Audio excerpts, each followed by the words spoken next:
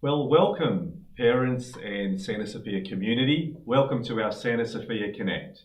My name is Mr. Daryl Castellano and I'm the Assistant Principal of the School of Connect, and we have Mrs. Angela Keehee, who's one of our very talented coaches here and our leader of literacy. Tonight's topic is going to be on real-time reporting, and it is part one because tomorrow, for those primary school parents, we've got part two where we'll be explaining what this actually looks like from kindergarten to year two. Tonight's focus though is on our digital portfolios, and hopefully by the end of tonight you've got a better understanding of the digital portfolios, and you can actually be shared in on your son or daughter's digital portfolios, because that's really important. The agenda tonight will be twofold. Number one, from 7:30 to 8 o'clock, Angeli and myself will do our very best to get through one of our main, tools at our school, and we'll try to explain the digital portfolio. And then from 8 to 8:30, we'll have a Q&A session where Ange and myself will try to answer as many questions as possible. So as the questions come to mind tonight, I ask you to just put them in the comments box or in the chat, and at 8 o'clock, we'll start answering those questions. So please, as the night goes on, any questions that come to mind, we'll do our very best to answer everything. And if not, we'll be able to send out resources and give you answers, either through Facebook or through our social media platforms. To begin with, as we do here at the college, prayer is very important.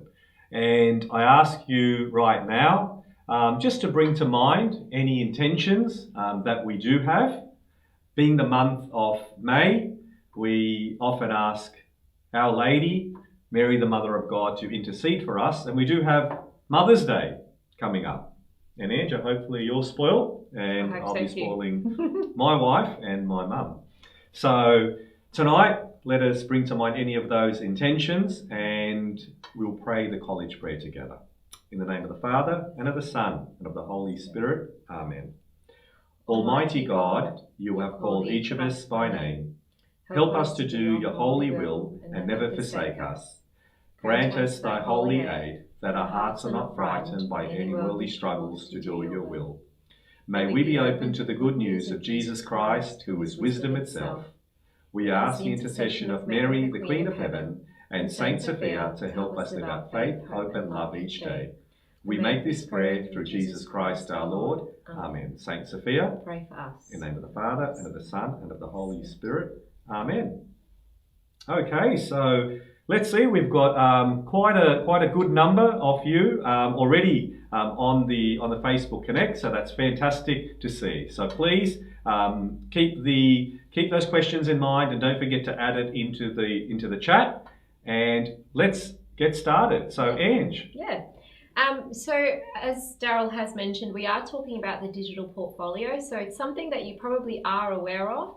Some of you may have checked your child's digital portfolio, and some of you may know of it but not really understood how to get onto it. So tonight is about addressing all of those questions. So on the screen, what you will see is a video. It's creating a Google account video. So one of the first things in order to access your child's digital portfolio is you must have a Google account. Many of our parents do have Gmail accounts already. This video was sent out on school bag yesterday, so we won't play it, but it will give you a step-by-step instructions on how to have a Google account. And once you have that Google account, you should be able to access your child's digital portfolio. So that's probably the first step to get you on there. But on the next slide is another video, which we will take a little bit of time now just to watch. We did send this on school bag, but we understand that sometimes it's a little bit busy and these videos may not be watched, and that's okay. But we do want to just give a little bit of time. It's only a very short video on how to gain access to your child's digital portfolio. So once you have that Google account, if we're not familiar with that, the G Suite system, you might not know how to even get there. And it does require your child to do a step for you so that you can actually get there. So we will play this video so that it shows really clearly how you may access your child's digital portfolio, because that's one of the key things that we need happening. So we'll get that video going. Hi, my name is Kimberly, and today I'll be sharing with you how you can help your child to give you access to their digital portfolio. So my child's name is Kermit. This is his digital portfolio, but he's not quite sure how to add me in as someone who can view the published site. How can I help him? Along the top here, we've got a whole bunch of buttons. We've got preview, copy published site link, and most importantly, share with others. So we're going to give that one a little click. And we're going to enter names or email addresses. So we're going to add Mrs. Muppetson. Now she has a Google account associated with her Yahoo account, which is vital to this step. And we're going to send off to give her access. We want to click yes, we're sure that we're sharing in Mrs. Muppetson. So we can see this little pencil over here that says edit files directly when we hover over it. We want to click on that and select can view published, because we don't really want to be editing our child's site, we just want to be able to see what our child is uploading. So I'm going to go ahead and click save changes. I've gotten a notification now that my child has given me an invitation to edit. Now we've changed that already, so we won't get a second email to say that we only have access to view published. But as long as we can only view published, it's fine. So I'm going to go ahead and click on open. And here we go. This is Kermit's digital portfolio. We can scroll through it a bit. He's got this nice welcome paragraph here and maybe the school contact details. Every student's digital portfolio is different. We've got the years 7 through 12 up the top here in our navigation pane, but we'll notice the only one that's got this little drop down arrow is year 7. That's because he's only in year 7 now, so that's the only year that he's really got any work to showcase. So I know that Kermit likes to do technology, so I'm going to go ahead and look at his Project 1 for Tech. So first thing I'm noticing here is I don't actually have access to view this first document that's embedded in this page, and it's asking me to request for access. If you ever find that you don't have access to view something, just click on that request access button and your child will get an email notification saying that you've requested access to it, and they should be able to grant it for you pretty quickly. If you have any trouble getting access to your child's digital portfolio, please don't hesitate to contact us and we will be more than happy to help you. Perfect. So we've got Jelena here with us that's working behind the scenes, and I'm just going to check with her if we're okay to go to the next slide, and hopefully the parents now in your own time would be able to view that video on how to actually gain access to your child's digital portfolio. What you should see on your screen is what we call our learning framework. And look, this is a really important, I guess, visual which shows what really Santa Sophia, the way that we learn, which you can see the left-hand side is the learning core, and then on the right-hand side is what we have our school transitions, which is essentially our 4 kind of mini schools within our big school. And for all of those students, even if they are in the different schools, the one thing common is that the students learn through an inquiry learning cycle. And we are going to go through an inquiry learning cycle just so you understand how your son or daughter is actually learning in class and how that links in with the digital portfolio. One of the things that we emphasize and we are really committed to is that you as the parents have real-time reporting. You have 24/7 access to your son or daughter's progress in terms of their learning. You know what type of grades they're getting in all their different subjects. You know how they're going. You know their feedback. You know what they need to work on. So we don't need to wait till our semester 1 report or our semester 2 report to know all the strengths and weaknesses, but you will be able to actually know how they're going at any time. Now I'm just checking, we still might have some technical difficulties. No, so hopefully we've got our parents that can hear myself and Ange. But one of the important things is, for 24/7 reporting, you must be shared into your digital portfolio, your son or daughter's digital portfolio, because currently that is the way that we give you access to your son or daughter's learning. So what we're going to do now is take you through what inquiry learning is. And we could spend probably hours and hours on that because we're passionate about that and there's a lot to it. But I'm going to give Ange the big challenge of summarising it in one slide. Yes. So what you'll see on the next is a bit of a line graph, empty at the moment, but that's kind of to represent the cycle of a project or the learning. And so at the very top of this diagram, you will see that there's a coloured key. So in red, we have surface tasks. In orange, we have the deep tasks, and the green boxes will be our transfer tasks. And then a little flag that says that there are feedback and reflection with benchmarks. So at the very start of this line, at the start of a learning sequence or a project, we have what's called an entry event. So the entry event is normally at the start of the project, and it's usually a fun and exciting and thought-provoking activity that a teacher has prepared just to get them thinking about a particular topic or an idea. And then following this sparks an inquiry process. And the first step following this, we pose the question, where are you going in your learning, to our students? And we do that by presenting them with a project rubric, which is normally on a piece of paper or in electronic form, and it pretty much outlines the project for the term or for the weeks to follow. On that project rubric is a driving question which kind of captures the learning for the term, and the students then determine what they need to know and what they already know about the project rubric, and the teachers take those knows and need to knows and design what we call masterclasses and workshops, which you will see on the line in a moment that come up in the boxes. So as we teach on a day-to-day basis, your child does surface tasks and activities, deep tasks, surface tasks, deep tasks. So these are basically what they do on a day-to-day basis. And then they reach a point where they'll do a benchmark. So benchmark 1 would be the first time that they have what's probably an assessable moment. Now, we are always assessing informally and formally, but benchmark 1 is probably what we would call is an opportunity for them to show the skills maybe around the week 4 or 5 mark. So it's at this point we'll get them to do a task, and it's at that point that they will know where they are in their learning. And that's the next question that we pose to them. They'll hand something in to us, the teachers will mark it, give them some feedback, and the students have to reflect on that feedback and indicate their next steps. And it's not just them that indicates their next steps. The teachers use that the feedback from that, and we'll design the next lot of tasks. The next lot of tasks could be surface deep transfer tasks. It might be a quiz, which is also maybe going to give the teacher some data and the students some data on where they are. There might be another benchmark.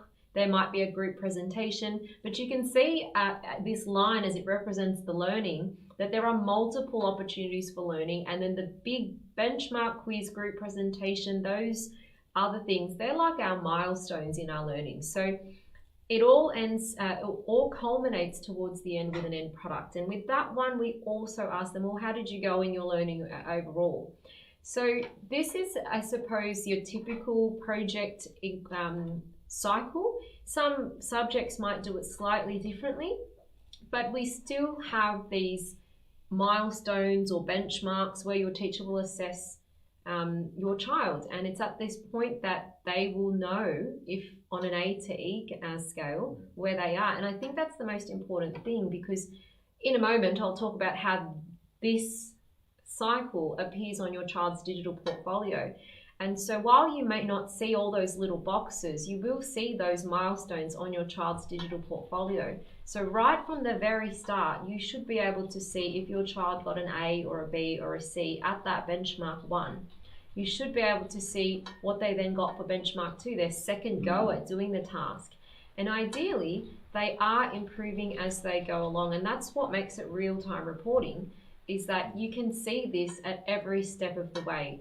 And if a student is getting a C at benchmark 1 and then a B in benchmark 2, and then ends up being an A at the end, well, that's an excellent journey to share with others and with their family. And you should be able to see that when your child looks after their digital portfolio really well, and the teachers work really hard to make sure that they do their digital portfolio as well. But of course, we also really need to rely on our children, on our students, to look after this really important part of their learning, because it's through the digital portfolio and through this process that we can actually capture, and the students can actually see that learning is a journey, and it's not just I started here and I ended there, that there were points in the centre that are arguably more important than what we end up at the end.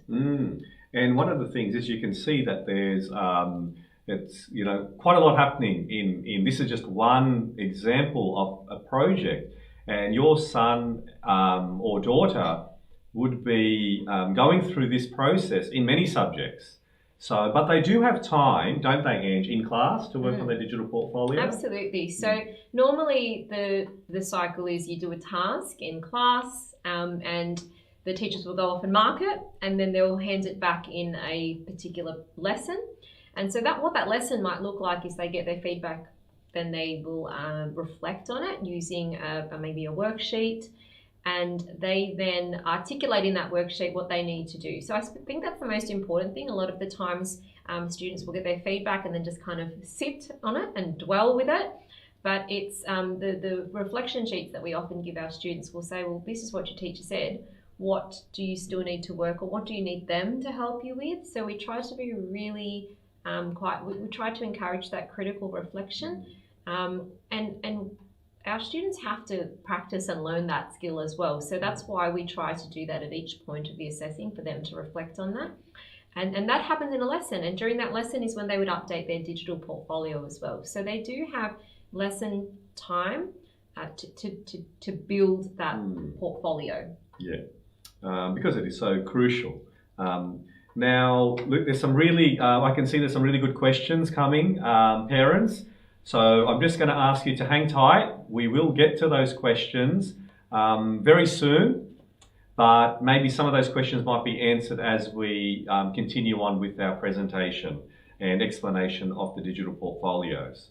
So the next part of our presentation is, and if you were shared into your son or daughter's digital portfolio, you might already see and understand what those pages look like. But for those of you that still are either new to our college, which many of the parents tonight, which are viewing this Santa Sophia Connect would be, being a Year 7 parent, we're going to take you through what a digital portfolio looks like.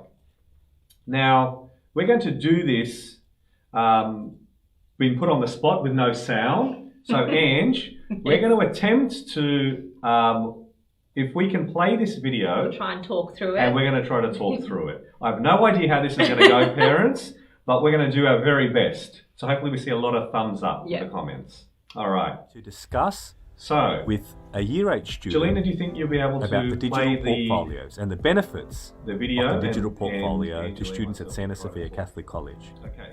So my first question is, what is the digital portfolio? The digital portfolio is a learning tool for the whole Australian perspectives. Now, I don't think there's any sound, but this is an example of a student's digital portfolio. And you can see up the top there, it has the different year groups for this, because the digital portfolio, the idea is from Year 7 to Year 12, that they would be putting under each tab different projects. So we can see that there is different options there, and we're taking you through what those portfolio pages look like. So you can see there's a question there, where am I going in my learning? You can see where am I now in my learning and what are my next steps. And what you see on the screen is actual rubrics, feedback, so where the students can actually put the grades of their teachers and of their, or could be of fellow peers or themselves assessing.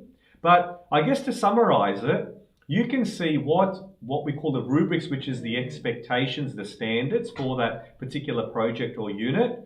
And what you can see, parents, is how your son or daughter is actually going in their learning for that project. And like I was saying earlier, that the learning cycle, there's so many things that happen in a learning cycle on a day-to-day basis. The digital portfolio captures the milestones, the really important things that we would like, the times that your child has attempted to show that they can do a skill or that they know this content. So it's a really good snapshot. Why look at the digital portfolio? Well, the other alternative is to go into every single workbook and every single document that they have in their drive, whereas this would probably show the best of what they've done. And it also gives them a little bit of agency that they're the ones that put this there and talk about their learning and write about their learning. So it should be a place where our students are really proud to do that. And it'd be great if we looked at that and also understood that these are the things that the best things that they've done in the learning journey. Yeah. We'll come to also a little bit later on what the rationale of the portfolios is, but I can see on your screens that it is still, you can see a picture there of the portfolios. One of the important things is the way that access to the workplace, to tertiary education, TAFE, universities, is they're wanting to see what knowledge and skills the students have. And often students don't have any evidence of their learning. They can't actually showcase their best work. So more and more tertiary institutions are interviewing students, and we want the way that we want to help our students is to give them a digital portfolio so that they can show that to their future employers, future, universities, TAFEs, or any type of institution where they're going to do further study. So it's to give them that advantage. So hopefully that worked well, and you can see a little bit of what the portfolios look like. But I encourage you, when you have time, to really sit with your son or daughter to go through their portfolio. Look, and they are the experts, so they'll be able to explain to you exactly what those pages look like. Now we're going to go through the rationale of the digital portfolio. So what you should be able to see on your screens is the rationale. And you can see highlighted in blue are those key elements that we wanted to emphasize. So the first thing is, what is the purpose? The purpose of the portfolios is it's a presentation tool. My apologies. And what does it do? It really presents those artifacts or those samples of work or their best work in their learning in real time. Because there's no point for you parents to know what your son or daughter's done 2 months ago or 6 months ago. You want to know how they're going today, what they showed, what did they learn yesterday. So you can see that on their portfolio. And all of the subjects would be on their digital portfolio. So you know in real time how they're going, which we call 24/7 reporting. The portfolio, the other aspect besides you, mum and dad, knowing kind of how your son or daughter's going, the second part, it actually helps the students. So it helps them reflect. It helps them also capture what we call the narrative of their learning journey. Because as you saw on the diagram, the students are taken through an actual journey in terms of their learning. Everything's not presented at the beginning, but as the weeks go on, more and more, they are learning more, they're reflecting more, and they are actually learning more knowledge and skills that they can transfer. Their thinking is really important, which what we call metacognitive. So it is that them being able to actually reflect on their learning. We don't want them to be robots. They're certainly not spoon-fed at Santa Sophia. We want them to be able to reflect, for them to think about what they need to improve on and what their strengths and weaknesses are. And that's actually, articulated in the how and the why they are learning and what they need to improve. And what's it for? To prepare them for further study and the workplace. Ange, do you want to just talk about, going back to your diagram about inquiry learning, what assessment looks like? Yeah, so this is the diagram we mentioned earlier. So how does this fit into our digital portfolio? So you'll see that highlighted or circled rather, these are the things that you expect to see. Like I said, the most important things, the things that we want, the things that our students are most proud of there. And these items should be formatted and looked after in a particular way on your child's digital portfolio. So on the next slide, what you'll see is what you would probably expect on there. So you did get a little bit of a snippet in that video, and please, I encourage you, if you didn't get to watch the video, please watch it. We have one of our students actually talking through his digital portfolio, and he talks about where he's going in his learning. He indicates how he knows that through his project rubric. So this, what you see on the screen there, is the general outline of what you expect to see. So at the very top, you have the question, where am I going in my learning? And in the middle of the digital portfolio, you have two questions that sit together. That is, where am I now in my learning? So that's when your child gets feedback from their teacher. And then what are my next steps in my learning, which is when they feed forward. And there is something very powerful when a student is able to articulate what they need to be able to do. And if you just think about, like, if we just help our children to see that learning is a process and that it is going to be hard sometimes, and when it is hard, what do I do? If we can get them to talk about that, that's a really, really key skill that they can take anywhere with them later on when they decide to go into the workforce or to study further.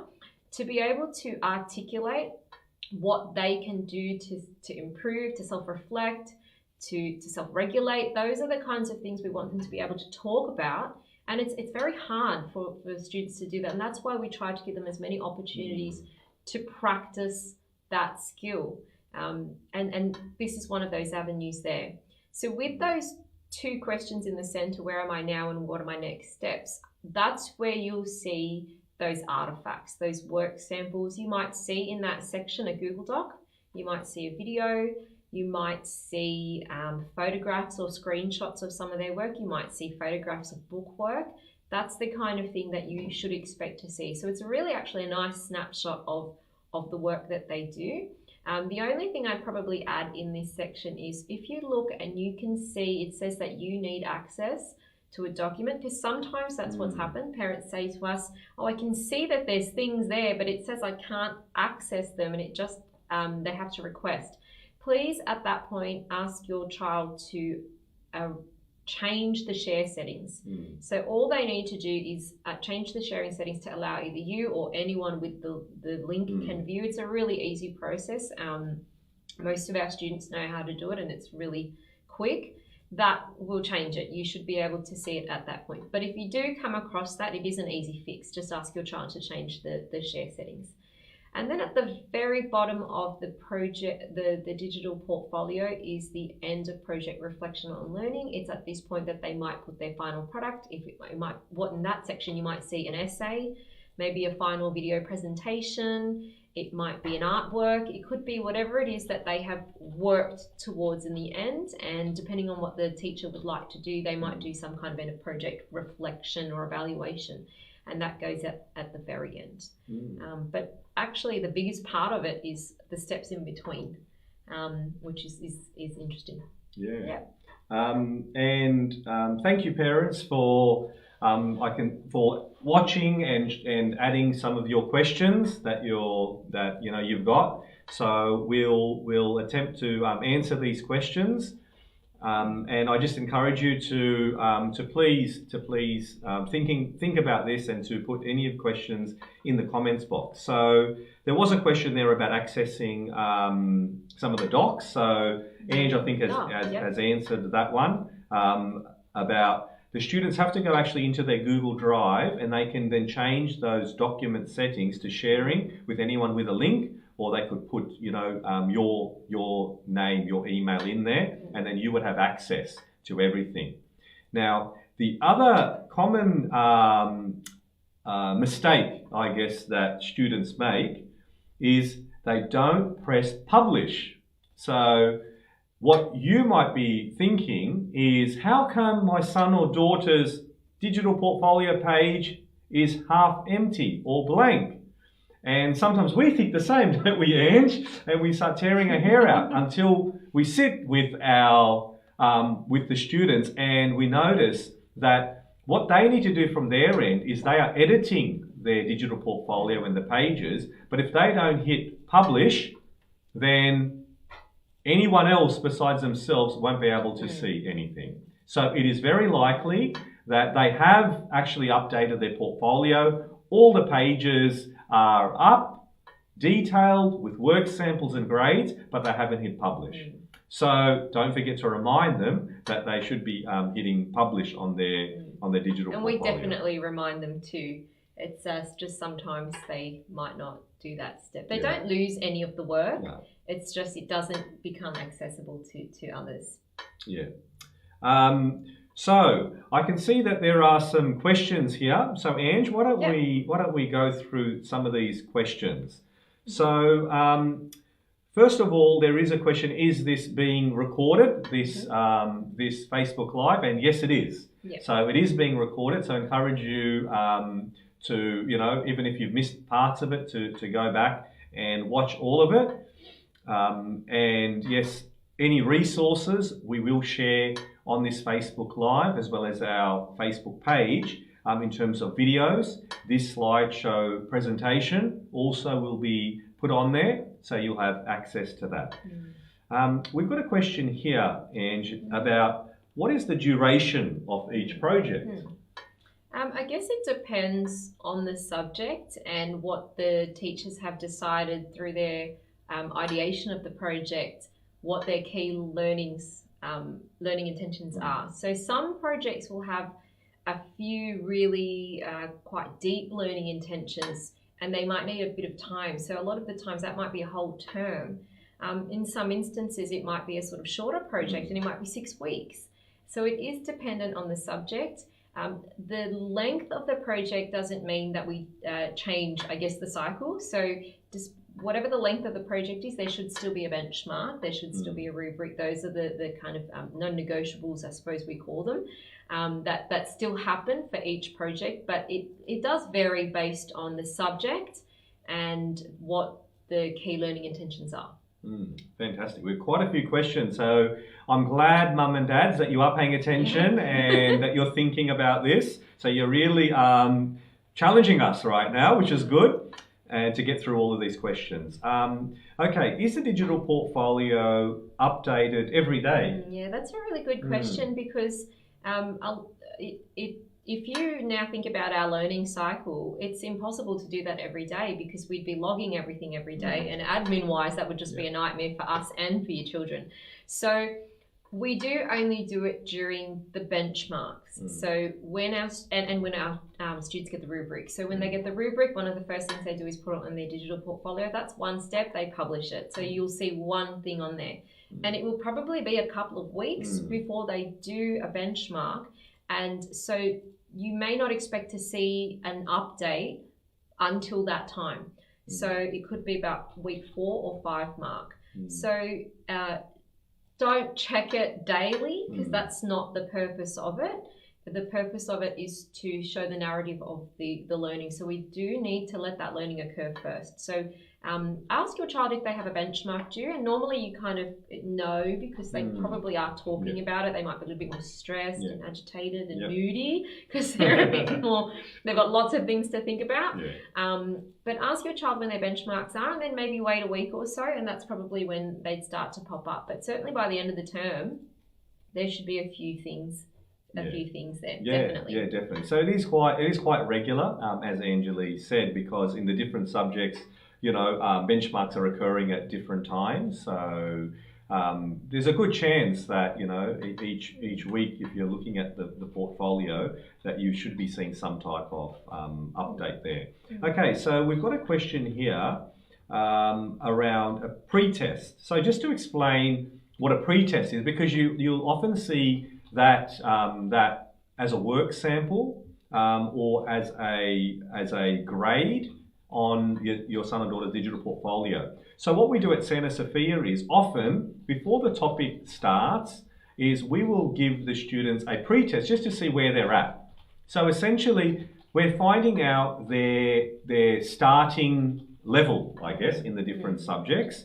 And what we want to see is we want to see growth. So sometimes a student that might achieve a B, for instance, at the end of the project, might have started with a B.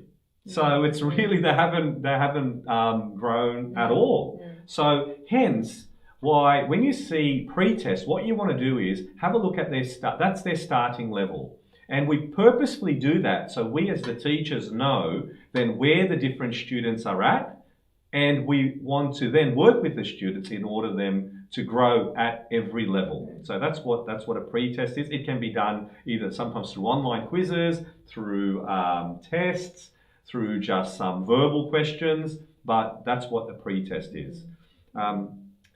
Ange, I've got a question here. Do the teachers add to the digital portfolio also? So the teachers do all the subject teachers do manage their own sample digital portfolio. But in terms of adding to your child's digital portfolio, no. So your child looks after their own. They use the teacher's sample as a guide. So it's almost like they copy or mimic what the teachers have done. So that's actually just a teaching strategy that the teachers have come up with, because we are trying to maintain consistency across the digital portfolios.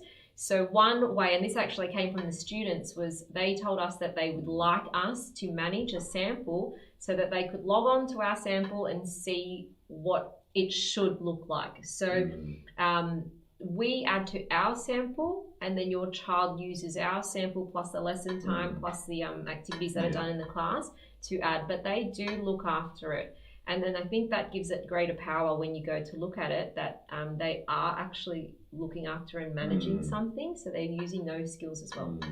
And look, at the end of the day, parents, the digital portfolio it's a fantastic resource for them. Like it really helps them, as we said, reflect. It captures all of their benchmarks and their thinking and their grades and so forth. But it is going to be beneficial for them once they leave school. So there is a question here around, do the teachers check it? Yes, the teachers do check it. There is time in class. But as you can imagine, the portfolios themselves are quite detailed, each page. So I would really encourage you to be shared into your son or daughter's digital portfolio. And if there is something missing there, or you've got a question, really to ask your son or daughter. That way, those conversations at home with your children really help them learn. And if there's any further questions, of course, the teachers are there to be able to answer them. But yes, they are checked, but it is, I think, one of the best things you can do is to be shared into your son or daughter's digital portfolio, sit with them regularly and have those conversations about some of the tasks that they're completing, some of the grades they're getting, and particularly that feed forward. What are the things that they need to do in order to improve in their learning? Got a question here, Ange. If they've got digital portfolios, it's a great question. If they've got digital portfolios, do they still get semester reports? Yes, absolutely. Because as we were saying, there are so many other things that happen in the lesson that teachers assess throughout the course of the term. And because we formatively assess, we are looking at a lot of other tasks that are done in class. They might be quizzes. They might just be a writing task. It might be a collaboration task. It might be anything. So teachers are constantly assessing them, and you will still get an end of semester report. But the best thing, I suppose, is you should know what to expect. Because if your child's looking after their digital portfolio, and certainly they should be, you will see that they've gotten a B or a C or a D, whatever it is they may have gotten. And it kind of gets rid of that end of term shock that some parents get when they didn't know that their child was a D all this time. So the point of doing those benchmarks is they know in week 4 that they need to work on something, and that's when the teachers work with them, and then it's a wake-up call for the students. I probably need to attend that masterclass or this. So they still definitely do get them, but this digital portfolio helps for it not to be the only time you see that report. Absolutely. And look, one of the things, and parents, I'm going to give you a little bit of homework and a bit of a challenge, because one of the first questions that you will get, and of course we are working in partnership with you, but if you ask, how is my son or daughter going? in class in this particular subjects, don't be shocked if the teachers or any of the leaders, and I know you'll get it, particularly if you speak with Mark, the principal, will say, well, have you been shared into your son or daughter's digital portfolio? Because that's the starting point. And then once you know how they're going, obviously we can talk about strategies, we can talk about ways to help them. So it is a really important avenue of supporting your child. There's a few kind of comments there about some trouble getting access, and could we put in any instructions? So we will do that. Okay, we will put any resources in terms of how your son or daughter can share their documents from the Google Drive, so that you have access to that. We will certainly give you those instructions. And parents, please don't hesitate after this video, this Facebook Live, to, if you've got any queries, just to come to the school, and there will be someone definitely that can sit down with you and go through how you gain access again. Okay. Okay, so we've got some questions here about access. So there's a few there about access. There was a question here about okay, we answered the one about reports, about assessments, how can you help your son or daughter in terms of preparing for assessments, helping them. So I think that's a good segue into maybe just going through a couple of other initiatives, a couple of other strategies that hopefully is beneficial to you, the parents, to support your son or daughter in their learning. So, Jelena, we're going to go to the slide, other ways to check in, and we'll take the parents through what are some other strategies and other tools that we can have. So hopefully you can see here on the screen. The first thing is, what you see is Canvas and a calendar. Now, one of the things that I want to emphasize, right now, this year, we've gone across the board, year 7 to 10, with Canvas. And Canvas essentially is a really powerful, what we call learning management system, where teachers upload, for instance, videos, a lot of the lessons are on Canvas. So often what happens in class is the teachers are teaching your son or daughter, but for tasks, videos, submission of work, it happens through Canvas. Now, I sometimes get questions, me as a parent, how do I get access to Canvas?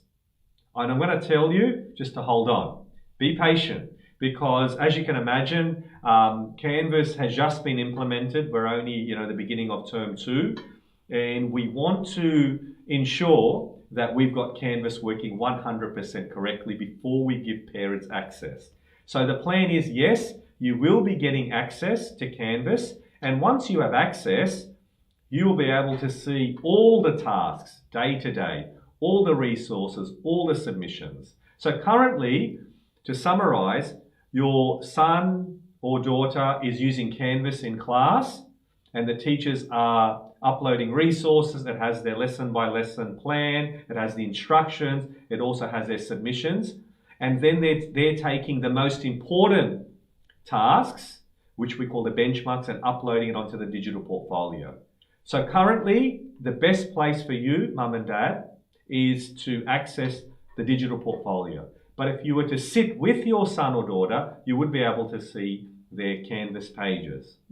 What you see on the screen is a calendar. So any task that has a due date, your son or daughter would be able to see that on their calendar. So if you wanted access, or you wanted to know, how can I help my son or daughter prepare for these tasks coming up, then Ange, Canvas would be the Canvas calendar? Definitely. Would be the best place? It also comes up with a little to-do list on your child's, on their homepage. Yep.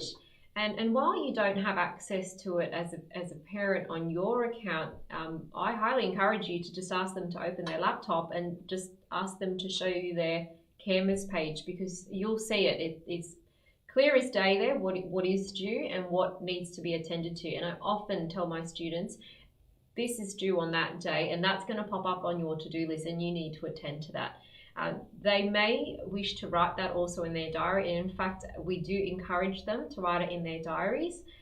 Some students don't use their diaries as well as they should, even with encouragement, but and that's because there are other ways that they may manage it. So some students do actually don't check their diaries, and so they use phone reminders or laptop reminders or to-do list checklists, and that's okay. We live in a digital age where that there's different ways for us to manage our time, and our tasks. But we do have these things like Canvas and the diary and the to-do list, and we encourage you to check your child's Canvas if you'd like to get a bit of a snapshot on what they're doing in the interim until we get that parent access happening. Yeah, and look, I can see some comments here about other platforms for checking attendance and absences and late days and everything. Look, right now we are trying to implement systems that eventually you will have access to as parents, because everything has to be transparent. And as you know, at Santa Sophia, we are working in partnership with you in educating your child. But right now, it's still early on, so we're holding back on the access to parents until we're working really hard behind the scenes to get it right. Once we've got it right, you will be able to have access to all this data.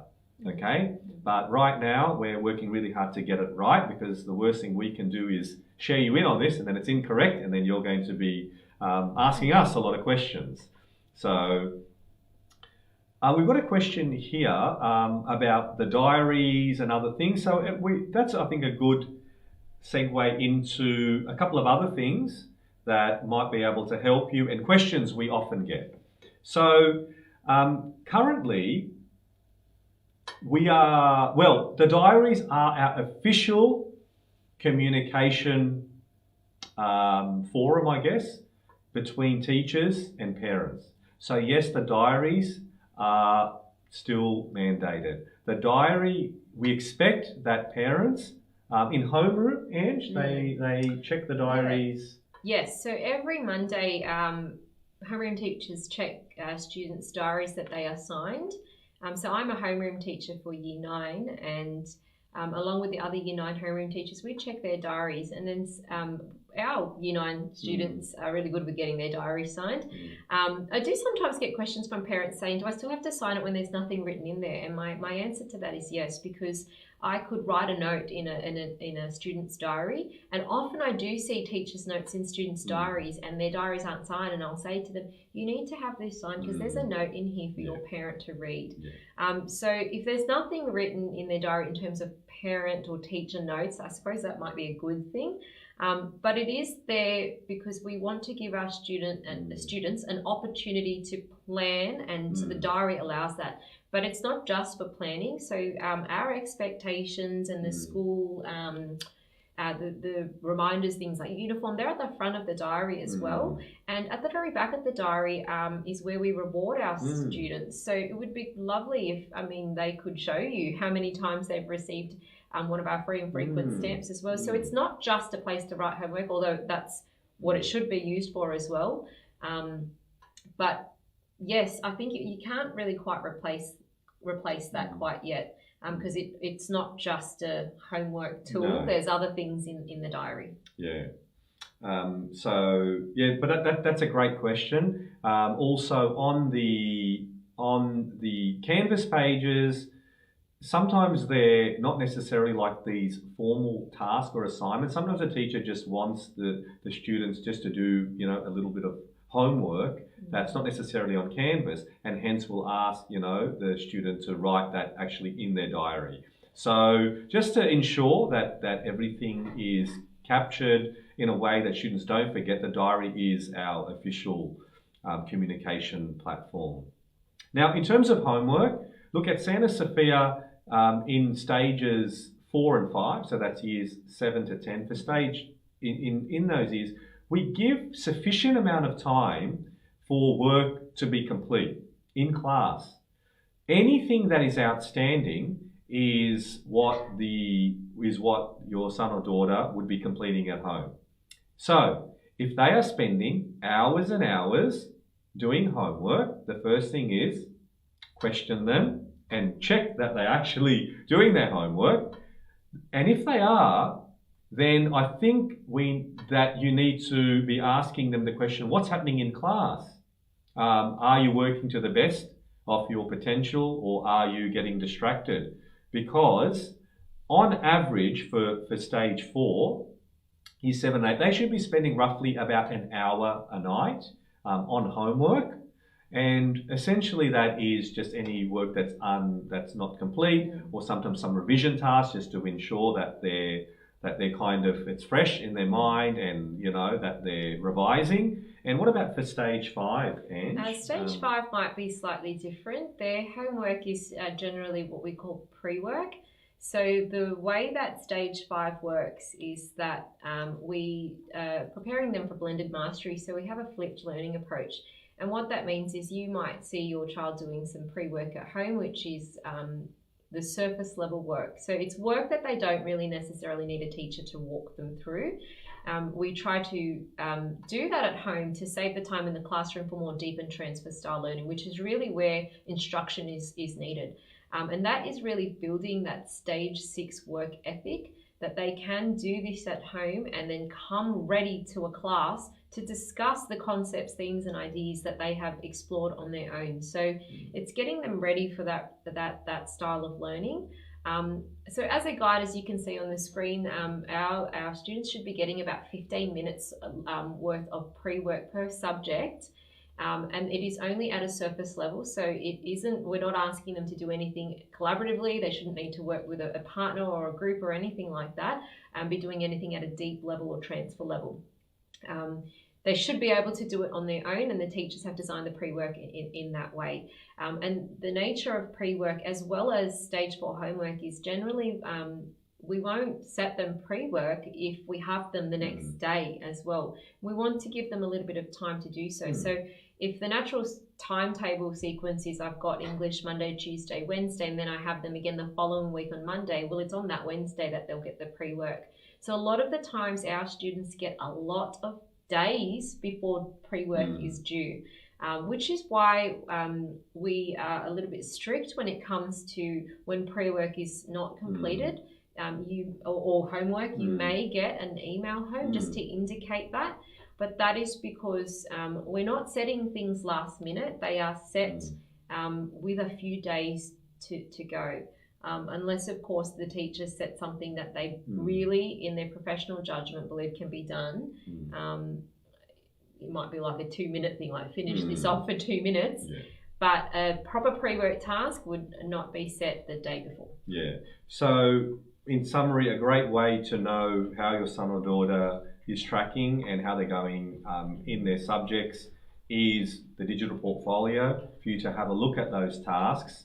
And sometimes I get a question, well, I haven't really heard from the teacher. Is that a good or bad thing? Well, the digital portfolio, as I said, is the official way of checking those grades. Now, it can be a good thing if you haven't heard from the teacher, just to let you know what the process is. So if your son or daughter hasn't completed a benchmark or homework, and there's a bit of a trend there, you would receive a automated email. And the automated email, you can see there on the screen, is just to notify you that your child hasn't completed that task for that particular subjects, and just a reminder for you to have that conversation with them. Yeah. So it's not a scary thing. So no, it really shouldn't be very alarming. But as a parent myself, if my child hadn't done homework or pre-work, I'd like just a little note to let me know, and then I'd have a little chat with them later. If it were an ongoing thing, it would be probably at that point that you may get a phone call home or a more detailed, personalised email from the teacher. Some parents have received some of those. And they're not your automated emails. So these emails come for, they haven't come with their equipment. They might have left their workbook at home. They may have not completed homework task, incorrect uniform. These are the kinds of things that we believe that you should know on a daily basis, and so that you can have that chat with your child. So if you don't get those emails, it's actually a good thing. But if you do, please don't be alarmed by them. No. If there is something very pressing that we do need to talk to you about your child, we will get in touch with you via phone call or a more personalised email. Yeah. So we've done our very best to answer as many questions. We thank you so much for joining us for this Facebook Live and our Santa Sophia Connect. This is not the end of the conversation, so anytime you have specific questions around the digital portfolios or in general, please don't hesitate to contact us. We will put the instructions, any resources that can assist accessing the digital portfolio, helping your son or daughter share their documents. And this also happens in classes. So, we have opportunities in class definitely where we spend time, particularly for the Year 7s that are new or anyone new to our college. We take them through the digital portfolio. So it can be some teething problems, parents, particularly if you're a parent of Year 7 and you can't see docs or the photo of their work isn't very clear. These types of things, we're working with the kids and it'll get better, certainly over time. They definitely get better at it as time. But with any skill and concept that they're learning, they do it a few times and they get better at it. Yeah. So we want to stick to our commitment, 1 hour. So we've tried our very best. It was a pleasure to spend the time with you and to answer those questions and to go through our digital portfolio. I'm sure that we'll be in contact very soon. Now, for those primary school parents, don't forget tomorrow night, same time, is going to be our portfolios for primary school, and there's wonderful work.